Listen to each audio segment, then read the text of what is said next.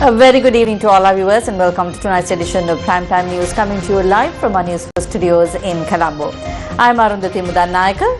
And I'm Charlene Benedict. Let's start off with a look at your top stories for tonight.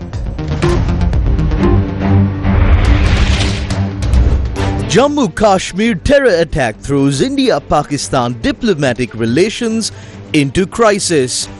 India suspends Indus Waters Treaty. Pakistan says change in the flow of water is an act of war. General public requested to refrain from visiting Kandy for the Siri Dalada veneration until further notice. 26th of April declared as a national day of mourning, coinciding with the funeral of His Holiness Pope Francis. Postal voting begins today. 5th and 6th of May announced as school holidays. Will not contest the local government or provincial council elections. Sagala Ratnayaka responds to Marikar.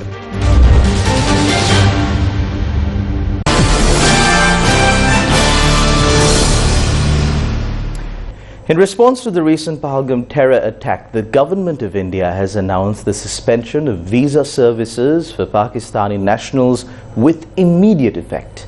This decision follows the measures taken by the Cabinet Committee on Security.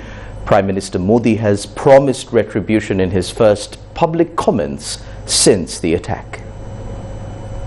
Last Tuesday, that is the 22nd of April 2025, 26 tourists were killed after terrorists opened fire at Baisaran, a popular meadow near the resort town of Pahalgam in Jammu and Kashmir. Now, an Indian Navy officer and an intelligence bureau personnel were also killed in the attack. According to survivors, the attackers asked the victims their names before opening fire. The Resistance Front, or the TRF, a proxy of the banned Pakistan-based terror group Lashkar-e-Taiba, claimed responsibility for the attack. The Indian government has labelled this incident a grave act of terrorism and is currently taking strong retaliatory measures. Indian Prime Minister Narendra Modi addressed the nation today, issuing a firm statement condemning the attack and outlining the government's response. Indian Prime Minister Narendra Modi said today, and I quote, "India will identify, track and punish every terrorist and their backers, and our spirit will never be broken," end quote. Sending a strong message 2 days after 25 tourists and a Kashmiri were brutally killed in a terror attack in Jammu and Kashmir's Pahalgam. Today, from the soil of Bihar, I say to the whole world, India will identify, track and punish every terrorist and their backers. We will pursue them to the ends of the earth. India's spirit will never be broken by terrorism. Terrorism will not go unpunished. Every effort will be made to ensure that justice is done. The entire nation is firm in this resolve.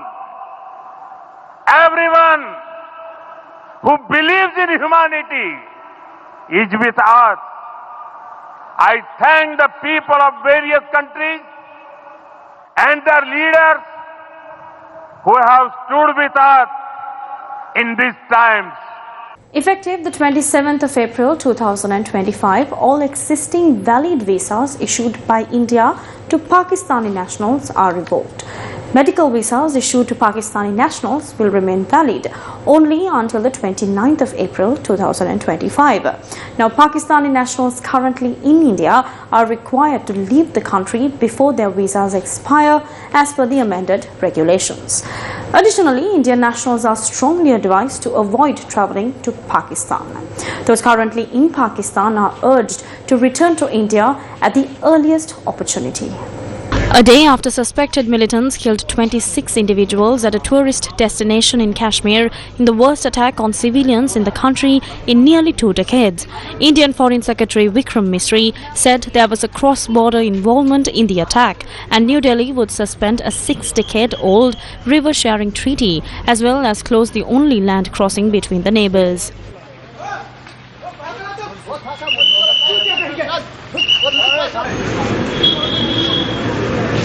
Recognizing the seriousness of this terrorist attack, the CCS decided upon the following measures. 1. The Indus Waters Treaty of 1960 will be held in abeyance with immediate effect until Pakistan credibly and irrevocably abjures its support for cross-border terrorism. 2. The integrated checkpost Atari will be closed with immediate effect. Those who have crossed over with valid endorsements may return through that route before 1 May 2025. 3. Pakistani nationals will not be permitted to travel to India under the SAARC visa exemption scheme visas. Any SVAS visas issued in the past to Pakistani nationals are deemed cancelled.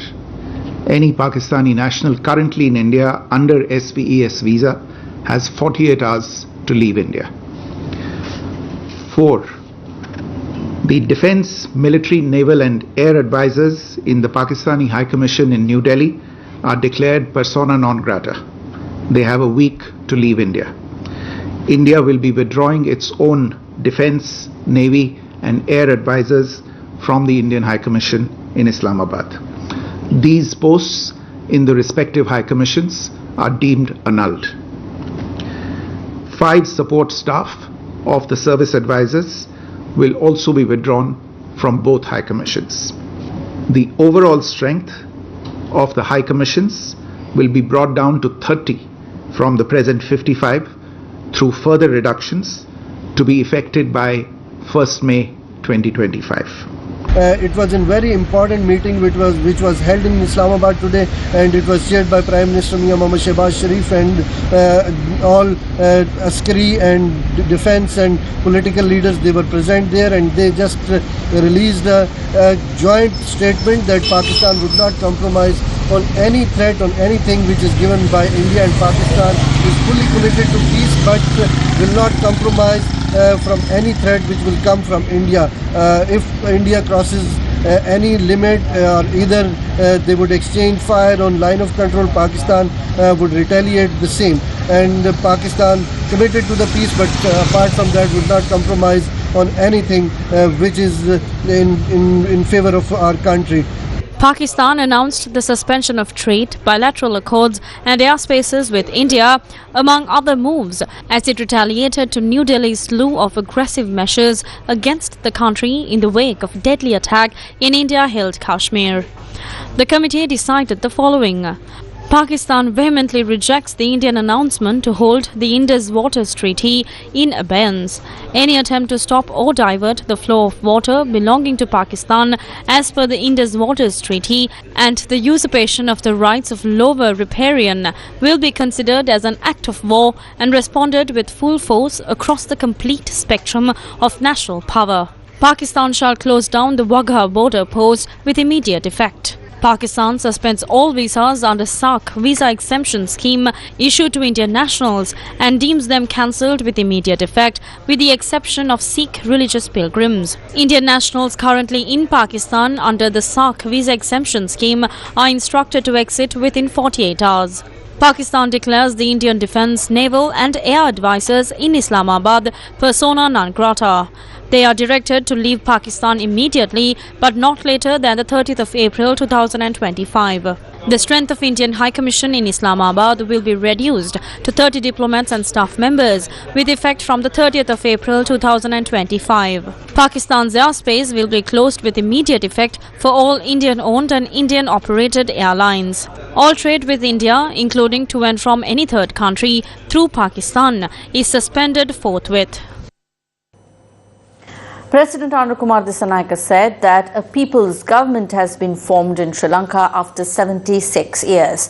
The president made the statement speaking at a rally held in Puttlam today. A rally organized as part of the campaign of the National People's Power for the local government election was held in Puttlam today. The event was chaired by President Kumar Dissanayake.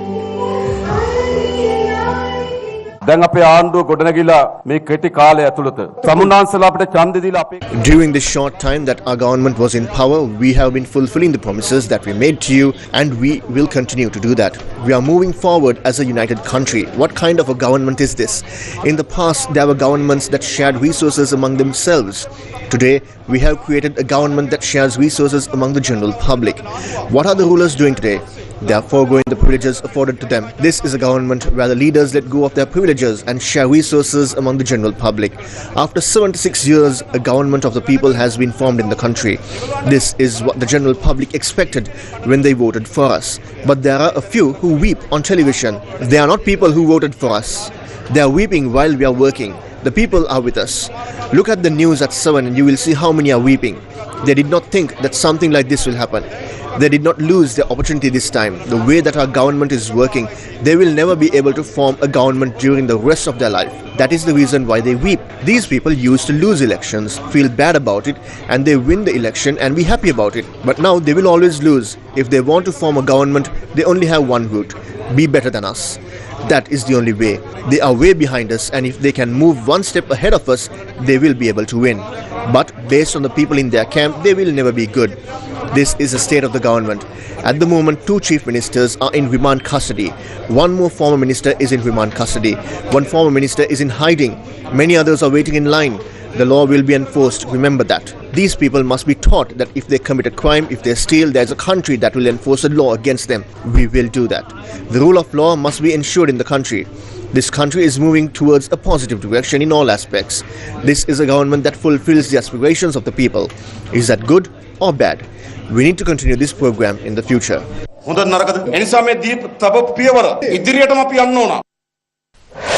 Newsfirst with the people.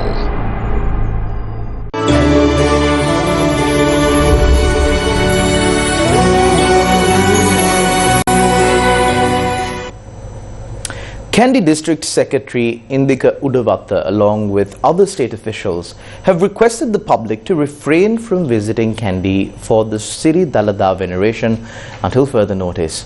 Udavatta said that approximately 400,000 devotees have already arrived in Kandy as of today.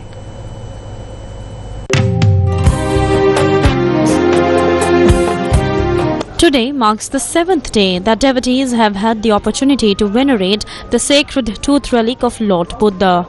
Despite prior police notifications advising devotees to visit on other days, many who had been waiting in queues for several days were able to venerate the sacred tooth relic today.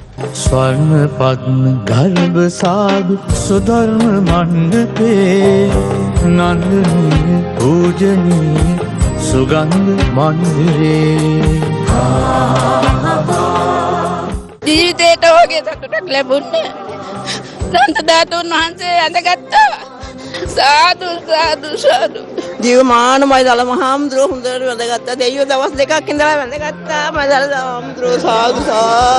ඇත්තටම මට ලොකු සතුටක් අද දවසේ මොකද පුළුවන්කම ලැබුණා දන්ත ධාතුන් වහන්සේ S2 දැකලා වැඳ පුදා ගන්න. අපි දවස් 3ක් ඉඳලා ඉවෙලා වන්දනා කරගත්තේ මට නම් භාග්‍යවතුන් වහන්සේ ජීවමානව වැඩ සිටියසේ මම නම් ඉතාමත්ම සතුටු නම්. The veneration ceremony, which began at 11 a.m. today, concluded at 5:30 p.m. Despite large crowds waiting for several days on the access roads leading to Kandy from various regions, the police have once again advised devotees not to come to Kandy until further notice. මම මාතර ඉඳලා ආවේ. අපි දැනට දැන් දවස් 4ක් වෙනවා. මේ දැන් මේ පේන දුර ඉන්නේ. ඕන රාගලටත් එහා අපි සියම් බලන්න ඉඳලා. දින 2ක් 3ක් වගේ දික් කරනවා නම් වඩාත් හොඳයි කියලා යෝජනා කරනවා. මොකද සෑහෙන පිරිසක් පිටිපස්සේ ඉන්නවා. The Siri Dalada Vandanava will conclude on the 27th of April.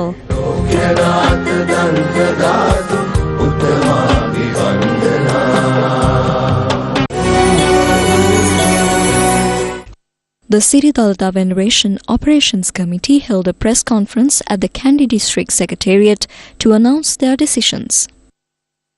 The number of devotees arriving in the city is increasing day by day. We have had to make several decisions regarding health and sanitation issues. We need to limit public access to the Kandy city in the coming days.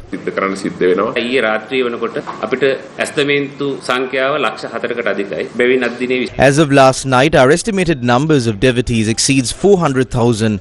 Today, the committee made a decision to prevent the elderly and children from facing difficulties due to inadequate basic facilities while waiting in queues for days. Therefore, we kindly request you, do not come to Kandy for the Sri Dalada Veneration Festival during the next 2 days.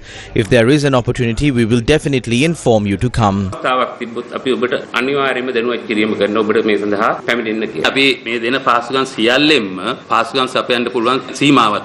is a limit to the facilities we can provide. I believe we have already exceeded this limit. The number of devotees has surpassed 300,000, and if more devotees continue to arrive, we will face challenges in providing necessary facilities. We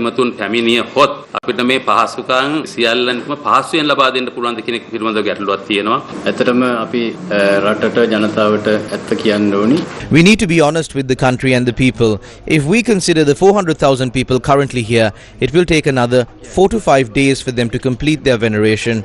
Kandy is a limited capacity city and it is already at its maximum capacity.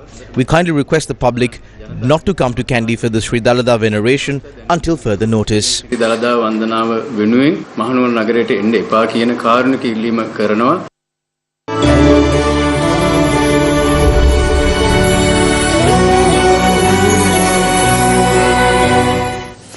Nine individuals have been taken into custody by the police in connection with the murder of Dan Priyasad, a candidate for the Kolonnawa Urban Council representing the Sri Lanka Podujana Peramuna.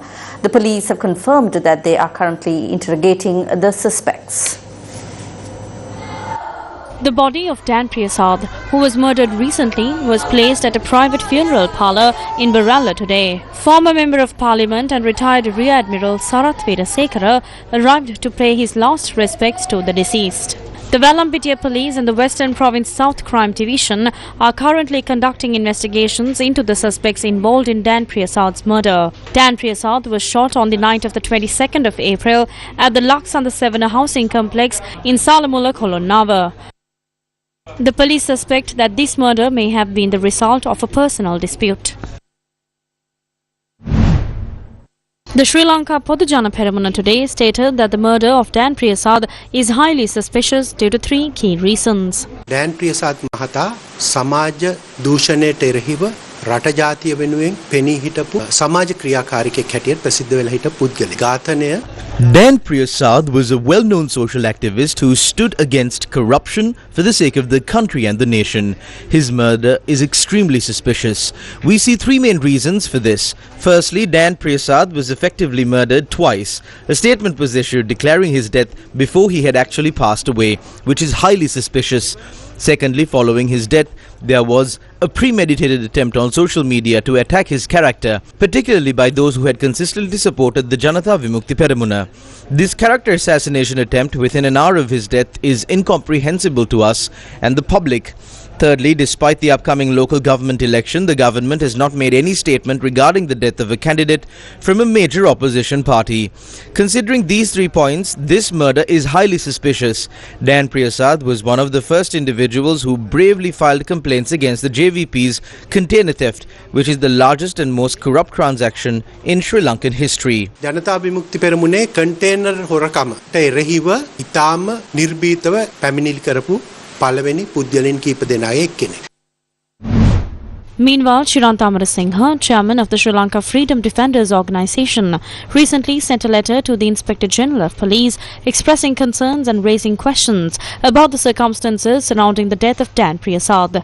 The letter's theme raises concerns about whether the murder of Dan Priyasad was part of a strategy to conceal the Rajapaksa connections behind the Easter Sunday terrorist attacks.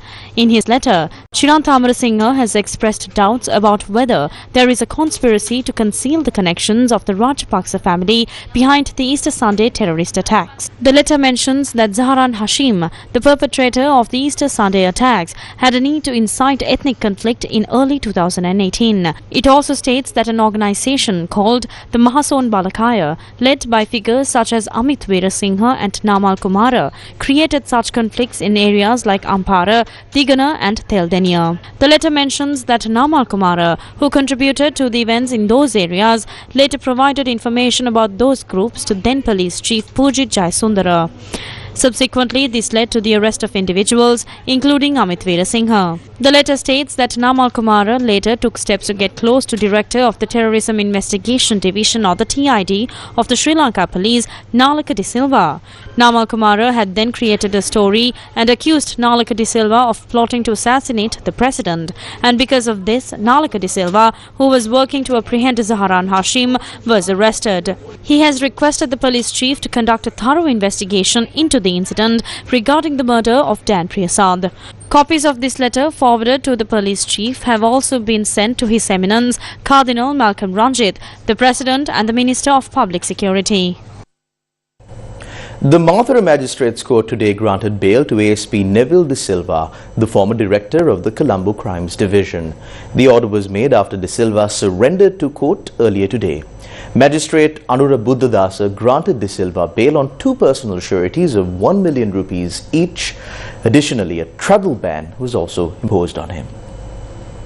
The Mathura Magistrates Court had issued arrest warrants on Inspector General of Police Deshabandhu Tenakon, former director of the Colombo Crime Division Neville De Silva, and 6 others. The warrants are in connection with the fatal shooting of a Colombo Crime Division officer near a hotel in Balikama, Mathura, on the 31st of December 2023. Today, Colombo Additional Magistrate Harshana Kakunavala ordered for Sumitra Silva, the former Deputy Chief Secretary, Finance of Ua Province, to be released on bail. She was taken into custody by the Commission to investigate allegations of bribery or corruption. Silva was arrested on charges of aiding and abetting the misappropriation of 17.3 million rupees from 6 fixed deposit accounts belonging to the Ua Provincial Council. These allegations are linked to actions taken by MP Chamara Sampath Dasanayake during his tenure as Chief Minister of Ua Province.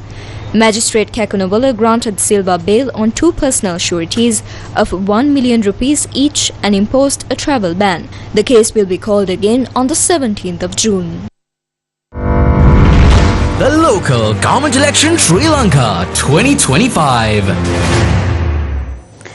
The UNP and the SJB are making various accusations regarding the reasons behind the breakdown of the discussions between the two parties. Now, on behalf of the SJB, parliamentarian S.M. Marika made a revelation about this matter, to which Sagala Ratnayaka from the UNP responded today. Parliamentarian S.M. Marika commented on the matter at the Samik Janabalaweke media briefing held on Tuesday. What he really had in mind was to make Sagala Ratnayaka the mayor of the Colombo Municipal Council. We're not fools to fall for those tricks. Can we agree to make Sagala Ratnayaka the mayor? What was the response of former Minister Sagala Ratnayaka? I have no interest whatsoever in provincial politics, including contesting local government elections, running for the chairman or running for mayor. As the national organizer of the United National Party, my responsibility is to ensure that our grassroots organizers are supported during this election. They should be empowered through a strong organizational structure, and the election campaign must be conducted effectively. The election is approaching, and I sought permission from our party leader. I asked for approval to discuss with the Samagi Janabalawege about the Colombo Municipal Council, which is an important city council and one where our United National Party has always won. He gave me permission to proceed with that. I requested permission from our General Secretary to discuss this matter with their party's General Secretary. She advised me to have a conversation with him and then speak with him over the phone. I spoke with him and he was open to the proposal. My suggestion was There were no conditions. We didn't seek the position of mayor or deputy mayor. What we wanted was to unite and carry out the election campaign together. The party leader mentioned that if we combine our efforts, he would support us and the party would join forces to present it as a united opposition. So with that request, the General Secretary of the Samagi Jana Balawegir accepted it. He said that he couldn't make a decision immediately and that he would discuss it within the party and get back to me later. However, there was no response to that. In the meantime, it became known that Iran Vikramaratne was running as the mayoral candidate for the Samagi Jana Balawegir. I also spoke with him and we agreed to support him. We informed the General Secretary that we would support him and proceed with the plan. We were later told that Iran Vikramaratne had stated that if the parties came together, he would take on that responsibility. In the end, however, he did not accept it. I think MP Marikar was afraid of this unity. Then Mujibur Rahman would rise, and that's what's causing this division.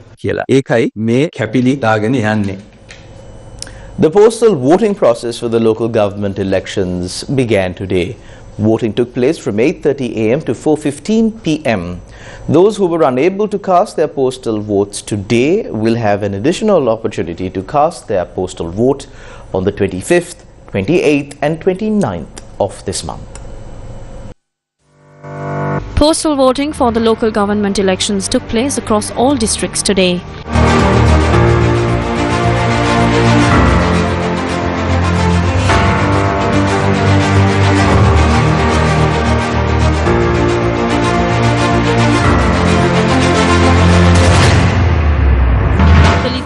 Deployed on special duty for the City Dalada Vandana also cast their postal votes today at Mahamaya Girls College in Kandy. Members of the Tri-Forces were also provided facilities to mark their postal ballots at their respective military camps. Government officials in several centres across the Colombo district cast their postal votes today.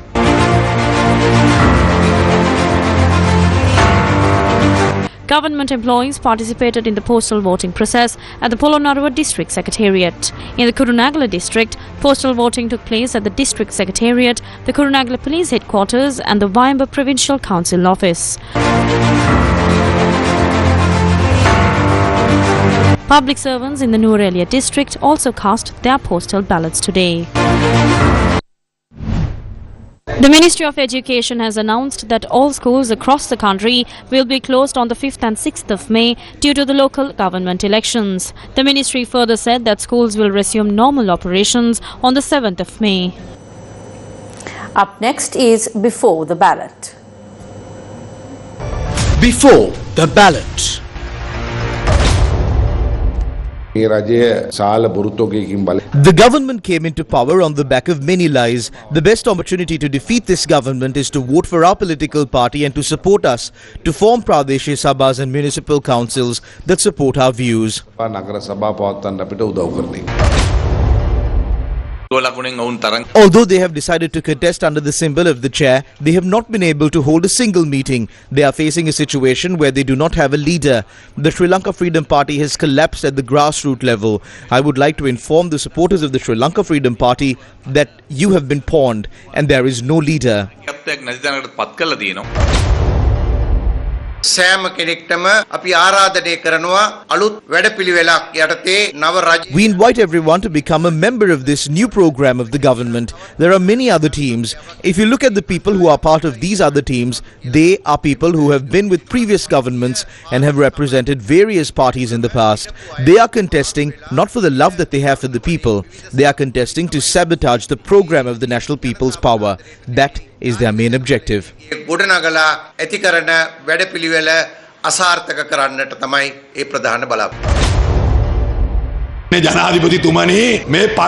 Mr. President, this is the same thing that happened in the past. This is what Sirasena did. This is what Gotabaya did. This is what Mahinda did. And this is the same thing that Ranil did. You didn't do anything more than that. You are continuing what they did. You are not able to fulfill the promises that you made. That is the reason why President Anurakumara Dissanayake is going to all rallies across the country. He has understood that it is hard for them to win this election.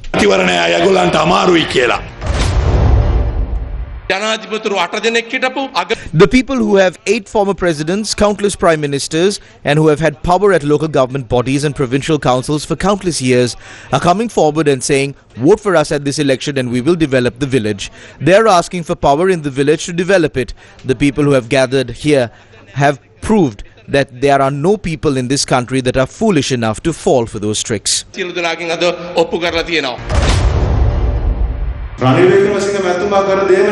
He is doing the same thing that Ranil Wickremesinghe did. What is the difference? Have they nabbed a single thief to date? They made big promises to nab thieves, but 6 months in and they have not nabbed a single thief. All that we are saying is that this country can only be taken forward by a person who has the skills, experience, and who can speak with foreigners and get the aid that we need.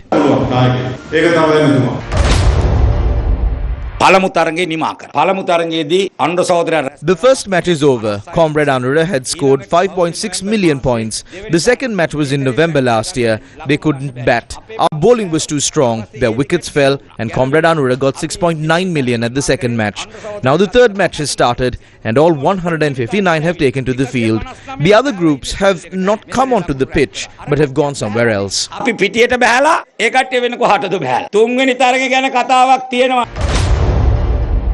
We would like to remind the general public not to fall for these lies anymore. The only alternative that you have right now is to vote for the Pohotua. I would like to remind you to appoint the best candidate to the local government bodies to continue the work that we have done in the village.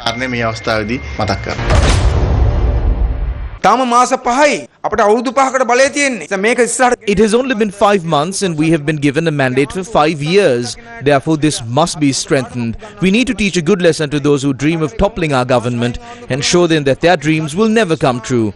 They said that they will topple the government in 6 months. This has become an election where we continue to voice our support to the government.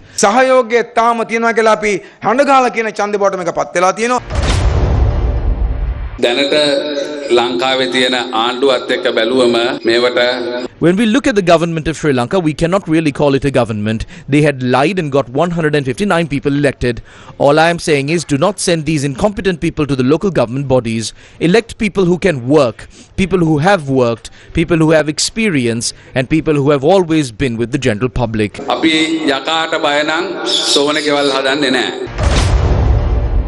It has not even been 6 months since our government came into power. Even before the completion of 6 months, we have shown the direction that our government is travelling in. The direction of development. We have shown how this country can be developed. The National People's Power will get an even higher percentage of votes compared to the general election. And it is clear that all of you have gathered here for that purpose. Before the ballot. Agustra Events presents Boys Avenue live in Sri Lanka. Kick it to their biggest hits and takes on the 25th April at Water's Edge 7 onwards. Call 077 69 288 57. Media sponsors Yes 101, Legends 966 and TV1. Welcome back to the news. Deputy Minister of Economic Development Dr. Anil Jayanta today provided a detailed update on the progress of the ongoing negotiations with the United States concerning tariff-related issues. Our teams travelled to Washington, D.C. to engage in discussions with the International Monetary Fund. This provided us with an opportunity to address the tariffs imposed by the United States, particularly in discussions with the U.S. Trade Representative's office. During our talks with the IMF, we were able to also engage with the American delegation. It is important to note that during these discussions, we received special commendation regarding Sri Lanka. Currently, only India and Sri Lanka from the Asian region have engaged in such discussions with the United States. This highlights our diplomatic efforts, timely actions, and proper conduct rather than merely following what others say. We will inform you about the agreements reached between Sri Lanka and the United States in due course. For now, I can say that these discussions concluded very successfully. While other countries have yet to intervene in this matter, we have taken proactive steps. We believe that we will be able to proceed with the relevant agreements and actions accordingly. The International Monetary Fund hopes to reach a staff-level agreement on the next review of Sri Lanka's program soon. IMF also emphasized that Sri Lanka must undertake broader structural reforms to mitigate the impact of recent trade policy shocks and promote sustainable economic growth. Now, this was disclosed during a press conference held in Washington, D.C. today. I'm Zulfik Farzan from Newsfirst. Earlier in the day, Managing Director Kristalina Georgieva mentioned about tariffs leading to uncertainty in the global aspect. My question is, with regard to Sri Lanka, now the US has imposed 44% of reciprocal tariffs, which have been now reduced and a grace period has been granted. What is the IMF's take on this process, especially when Sri Lanka is right now emerging out of an economic crisis where they had long queues just several years ago?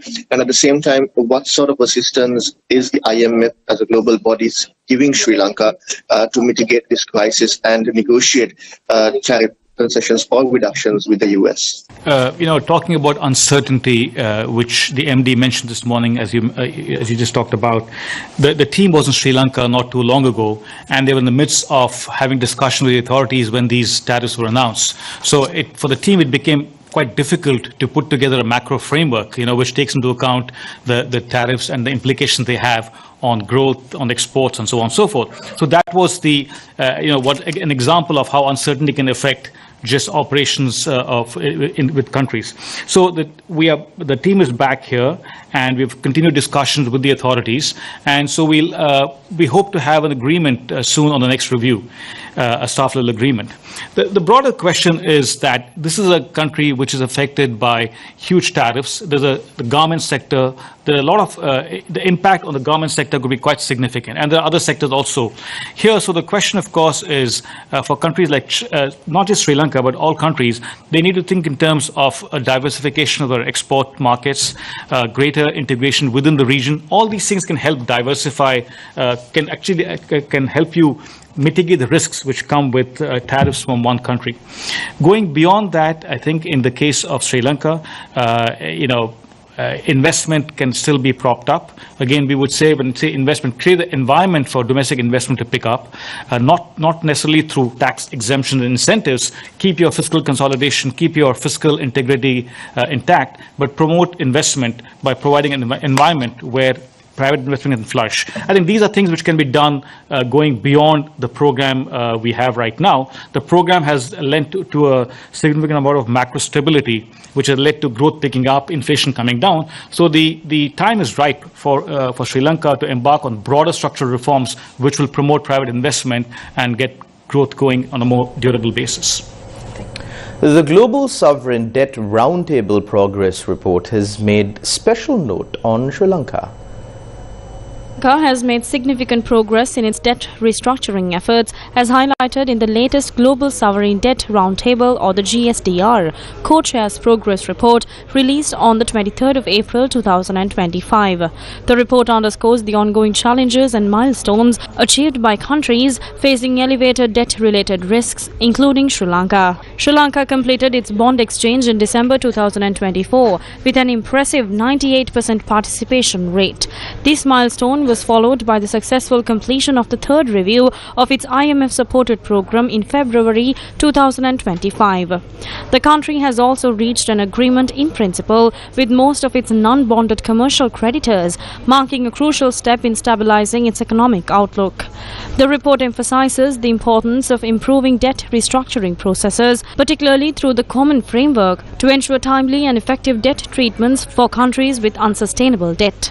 It also highlights the need for enhanced debt transparency, management, and debtor-investor relations to build resilience and prevent future unsustainable debt accumulation. Sri Lanka's progress is part of a broader effort by the GSDR to address global debt vulnerabilities. Global debt is on a rising path following trade and market turmoil. The IMF announced in the Fiscal Monetary Report released on Wednesday in Washington, D.C., which a Gasper director of the Fiscal Affairs Department at the International Monetary Fund issued a stark warning about the escalating global public debt and the unprecedented economic risks facing the world. Global public debt is very high and rising. According to the WEO reference projection in 2025, it will rise above 95% of GDP. It is higher and growing faster than pre-pandemic. It will be approaching 100% of GDP by the end of the decade, surpassing the pandemic peak. But global numbers hide a wide diversity across countries. In the figure, every bubble represents a country. The larger the bubble, the larger the country's GDP. The figure shows debt levels on the vertical axis and debt growth on the horizontal axis compared to pre-pandemic. The higher the bubble in the figure, the more debt has increased compared to 2019. 119 countries are above the horizontal axis. For these countries, public debt is higher than pre-pandemic. The further to the right in the figure, the faster debt grows compared to pre-pandemic trends. Bubbles, as you can see, are all over the chart. That illustrates a wide diversity across countries. Therefore, fiscal policies must vary in line with country-specific factors and circumstances. But in the face of turbulent and threatening times ahead, resilience is needed everywhere.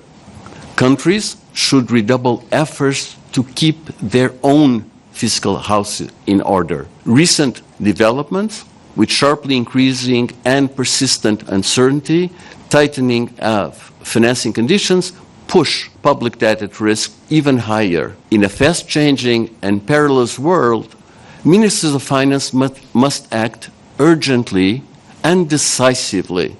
They face stark trade-offs and painful choices. Policymakers should invest their political capital in building confidence and trust. That starts with keeping their own houses in order.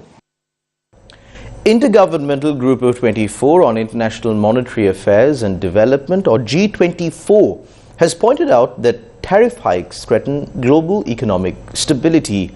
The G24 has also issued a call to action in response to the severe humanitarian suffering caused by global crises and conflicts. The global economic outlook remains uncertain due to increasing geopolitical tensions and trade conflicts arising from sudden shifts in trade policies in major economies. The G24 says that tariff hikes could lower real wages, disrupt global supply chains, and disproportionately impact emerging markets and developing economies, or EMDEs, and low-income countries, or LICs. The impact of tariff measures on inflation remains uncertain, with many EMDEs experiencing rising bond yields, capital flow reversals, and depreciating currencies following tariff hikes. In light of these global developments, the G24 stressed that domestic policymaking is the first line of defense. Fiscal policy should safeguard fiscal sustainability, rebuild buffers, remain growth-friendly, and catalyze public and private investments towards productivity-enhancing reforms. Central banks should continue efforts to maintain price and financial stability, adjusting policies in a data-dependent manner. Structural reforms are crucial to sustainably raise productivity and growth, address acute challenges, and strengthen social safety nets.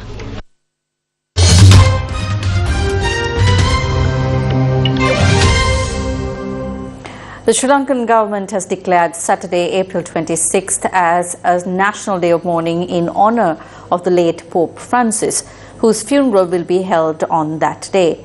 The Minister of Public Administration has instructed all heads of state institutions to lower the national flag to half-mast on this day as a mark of respect. Meanwhile, crowds of mourners continue to gather at St. Peter's Square in the Vatican today to pay their final respects to His Holiness Pope Francis.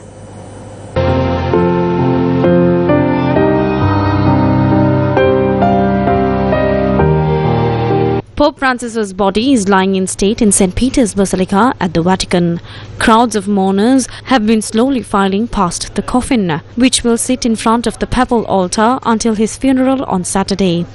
The Basilica, which was supposed to close at midnight, has remained open all night so that a large crowd gathered on the square had a chance to pay their respects. His Eminence Cardinal Malcolm Ranjit, the Archbishop of Colombo, paid his respects to the late Pope Francis in Vatican. The Vatican said the Pope Pope's body will lie in state in the church until Friday evening, when his coffin will be sealed during a liturgical rite. The ceremony will be overseen by Cardinal Kevin Farrell, who is the Pope's Camerlengo or Chamberlain, and runs the Vatican until a new Pope is chosen. The liturgical rite will be attended by several cardinals and Holy See officials. His Holiness Pope Francis passed away last Monday at the age of 88. President Anurukumara Dissanayake paid a visit to the Vatican Embassy this afternoon to extend his condolences on the passing of His Holiness Pope Francis. Following a brief discussion with Most Reverend Archbishop Brian Enodikwe, the Apostolic Nuncio of the Vatican to Sri Lanka, President Dissanayake signed the Book of Condolence, conveying, on behalf of the government and the people of Sri Lanka, heartfelt sympathies to the global Christian community on the demise of His Holiness Pope Francis. Since this morning, numerous politicians, diplomats and religious leaders have arrived to offer their condolences. Meanwhile, the head of the Mahabodhi Society of Sri Lanka and Chief Sanganaik of Japan, Venerable Banakalupati Sathera, conveyed deep condolences on behalf of the organization this morning.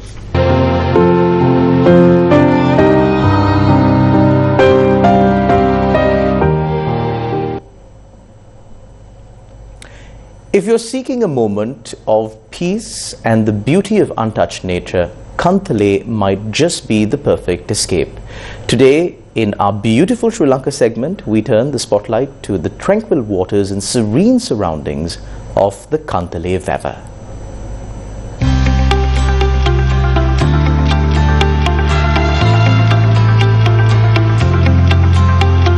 Beautiful Sri Lanka. Kantale Vava, a magnificent creation gifted to the nation by King Akbar II.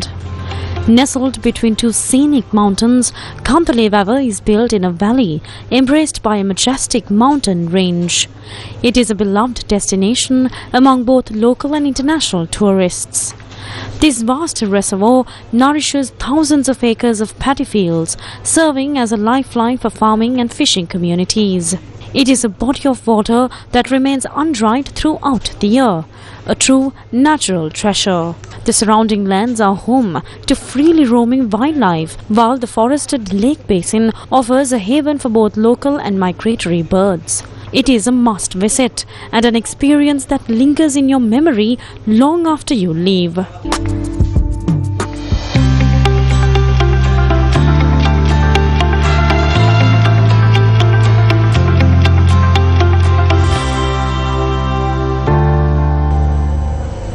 And that's a wrap of Primetime News on TV1 for tonight.